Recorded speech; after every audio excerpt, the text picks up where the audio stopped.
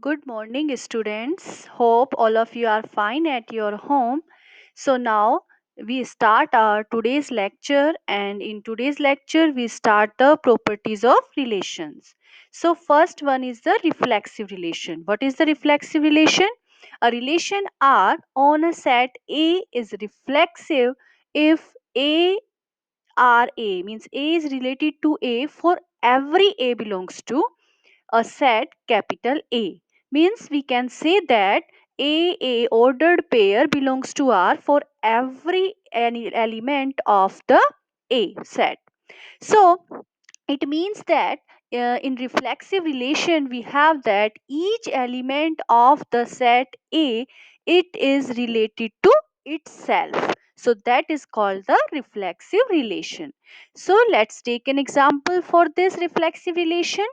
The one example is that if we have the relation R1, and obviously any relation is related to a set A, so it is set A is 1 2 3 elements, and the relation R1 is 1 1 1 2 2 2 2 3 and 3 3. So is it a reflexive relation? So you have to check that. Here we see that in the set we have the three elements 1 2 3. So in the relation we have 1 1 2 2 3 3. Means we have the elements of each element of the set A is the itself related to itself, 1 1 2 2 and 3 3. So it is a reflexive relation. It's clear now. So now let's take the second example. So if we have the relation R2 on the set A, elements are 1 2 3, and the sets are 1 1 1 2 2 3 and 3 3 ordered pairs are there. So now here the this relation R2 is the reflexive relation. So you have to check that 1 1 1 2 2 3 3 3. But here in the set we have the three elements 1 2 3. But in this relation we have only 1 1 and 3 3. No 2 2 is here. So this is not the reflexive relation. It's clear now. Next, take a third example. Here we have the relation R3. So here we have the ordered pair XY. This belongs to R2, where the relation is represented by X is less than equal to Y. So is it a reflexive relation? Yes, because every element is less than equal to itself, right? So this is a reflexive relation for a real number set. Next is the irreflexive relation. So what is the irreflexive relation? A relation R on a set A is irreflexive if for every A belongs to A. So every A belongs to A doesn't belongs to R. So in other words, we can say that if no A belongs to A such that A are A, so the irreflexive relation means that reflexive means that A R A is true for all A, and irreflexive means that AR is true for no A.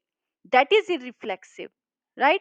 Means no one element of the set A is related to itself. Then it is called the irreflexive relation. So here example is there. If our relation R1 is defined as 1 2 1 3 2 1 2 2 2 3, sorry, and on the set A 1 2 3, so is it a irreflexive relation? So here we say that no element of the A 1 2 3 has itself related to itself. No 1 1, no 2 2, no 3 3 is there. So this is the irreflexive relation, right? Next is the next example is that we have the relation R2 in which xy belongs to R2, and the relation is defined as x is less than y.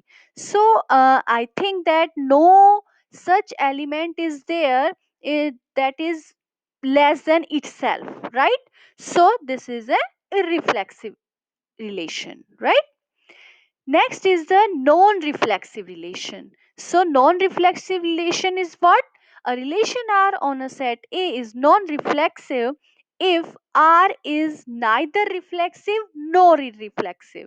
It means we have A is related to A is true for some A, right, and false for others. Means if one pair is there in the relation R that is related to itself, but other elements pair is not there, so that relation is called the non reflexive relation. So try an example here. We have the relation R in which the ordered pair elements are 1 2 2 2 2 3 and 3 1, and this relation is defined on the set 1 2 3. So this is a non reflexive relation. Why? Because here we have only 2 2, not 1 1 is there, not 3 3 is there, right? So this is a non reflexive relation. So see here, what is the difference between irreflexive and non-reflexive relation? Means you can't say that the reflexive no the which relation is the not reflexive, that is the irreflexive. No, because reflexive relation is that in which we have the all elements has the related to itself, and irreflexive that in which no such element is there which is related to itself, that is irreflexive. And non reflexive that if one pair, not all, only one element has itself related to itself, then one or two, that it is called the non reflexive relation, right? Next is the symmetric relation. So what is the symmetric relation? A relation R on a set A is symmetric if AB belongs to R, then BA belongs to R. If we have this condition, if this condition is true, AB belongs to R, then BA belongs to R, then we say that our relation is the symmetric relation, right? Means if one element is related to other element, then this other element is also related to the first element. If then the relation is the symmetric relation. So now let's take an example for this. If we have the set R1 relation R1 1 1 1 2 1 3 2 2 2 1 3 1 on the set A1 2 3. So we see that, is it a symmetric relation? Yes, it is a symmetric relation. Why? Because 1 1, so 1 1 is related to 1 1 here, 1 related to 2, so also 2 is related to 1 here. A related to B, then B is related to A must be. 1 to 3 is there, so 3 to 1 is there. 2 2 is there, so 2 2 is there. So this is a symmetric relation, right? Next example is that if we have the relation R2 in which we have the ordered pair set xy belongs to R2, and our relation is defined is like that, x square plus y square equal to 1. So is it a symmetric relation? Yes, it is a symmetric relation. Why? Because x square plus y square equal to 1. Then we can say that y square plus x square equal to 1. It is also true. So xy belongs to R2, then yx belongs to R2. So it means that this is a symmetric relation. Next is the asymmetric relation. So what is the asymmetric relation? In a relation R on a set A is asymmetric when AB belongs to R, then BA doesn't belongs to R, right? Then this is called the asymmetric relation, right? So let's take an example for this. If we have the relation R1 and the ordered pair elements are 1 1 2 1 2 3 and 3 1 on the set A 1 2 3. So this is a asymmetric relation. Yes. Why? Because here 2 1 is there but 1 2 is not there. 3 1 is there but 1 3 is not there. Right? So this is a asymmetric relation. Next, antisymmetric relation. So what is the antisymmetric relation? A relation R on a set A is antisymmetric if A is related to B and B is related to A if A equal to B. So this condition is possible, A related to B and B related to A, when A equal to B, for all AB belongs to A. So this is called the antisymmetric relation, right? So let's take an example. Here we have the set R1 which is defined as 1 2 2 2 and 2 3 on the set A. So this is a antisymmetric relation. Yes. Why? Because here we have the 2 2, and 2 2 is always related to 2 2, means this condition is satisfied only if a is equal to b. If our 2 is equal to 2, then this condition is true. So this is the antisymmetric relation, right? Next is the next example is that if we have the relation R2 and the ordered pair set xy belongs to R2, where the relation is defined as x is less than equal to y. So less than equal to condition is there. So this is the antisymmetric relation. Yes, because x is less than equal to y and y is less than equal to x. When it is possible? When is it possible? It is possible only if our x equal to y, right? So this is a antisymmetric relation. Next, we take an example. If we have the relation R in which the ordered pair xy belongs to the natural number set, and the relation is x is a divisor of y. So x is a divisor of y. So this is an antisymmetric relation. Yes, because if x divides y and y divides x, when is it possible? It is possible only if x equal to y. Other it is not possible that x divides y and y divides also the x. So it is possible only if x equal to y. So this is the antisymmetric relation.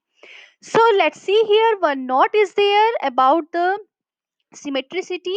Antisymmetric is not same as the symmetric, is as not symmetric, right?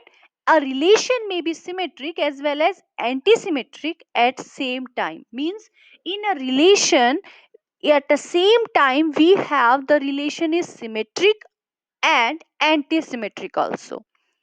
How? So let's take example for this. If we have the relation R in which the relation is defined as 1133, so we see that this relation is symmetric. Yes, it is symmetric because 1 is related to 1, then 1 is also related to 1. So this is the symmetric. Now, if we talk about the antisymmetric, this is also the antisymmetric. Yes, this is also the antisymmetric because our condition a related to b related to is possible only if a equal to b. So this relation, this type of relation is both symmetric and antisymmetric. But right, clear? So now, next is the transitive relation. So what is the transitive relation? A relation R on a set A is transitive. So here we have to take the three elements of the set A, B, C. So A, B belongs to R and B, C belongs to R. Then A, C belongs to R. If A, C belongs to R, then we say that our relation is the transitive relation.